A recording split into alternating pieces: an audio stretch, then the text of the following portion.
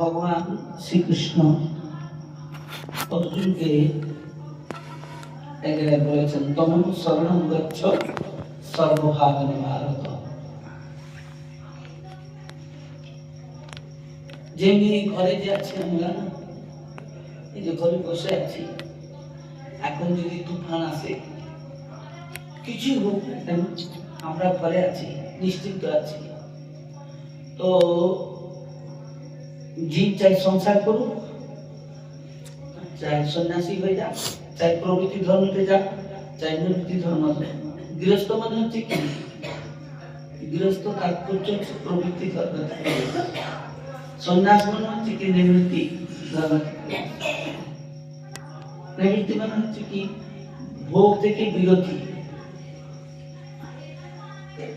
আর প্রবৃত্তি মানে হচ্ছে কি? সমস্ত ভোগের উপভোগ করে মনে রাখতে হবে। তো এই জন্য নিবৃত্তি মার্গ আর প্রবৃত্তি মার্গের মধ্যে একটু আগে করে দাও, মাইকটা একটু আগে করে দাও, মুখের কাছে করে দাও। স্থানে পৌঁছবার জন্য একটা রাস্তা বাইপাস থাকে, জানেন, আর একটা ভিতর দিয়ে রাস্তা থাকে। তো শহরের ভিতর দিয়ে যে রাস্তাটা, তখন বহুত ঝঞ্ঝট হয়।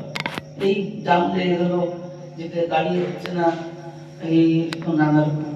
আর বাইপাস হলে কি, রোড ক্লিয়ার থেকে সাবধান করে গন্তব্যস্থানে পৌঁছে যাওয়া যায়। এই জন্য গৃহস্থ জীবনটা হচ্ছে কি? প্রবৃত্তি মানে হচ্ছে কি? সবাইকে নিয়ে চলা। সবাইকে নিয়ে চলা মানে হচ্ছে মাতা পিতার সেবা করবে, পরিবারের সেবা করবে, স্ত্রী হলে তারপরে হচ্ছে পরিবার সেবা করা, আত্মীয় স্বজন, সবাইকে নিয়ে চলা। সংসারী মানুষের কি করে? সবাইকে নিয়ে চলে। আর সদস্য কি করে? সবাইকে নিয়ে চলে। তারা ইচ্ছা করলো দেখ, ওই পাখি যখন গাছে বসে থাকে, ফুল পড়লো, এই জায়গা থেকে চলে গেল। তো কোন বন্ধন না থেকে নির্বন্ধতে থাকা,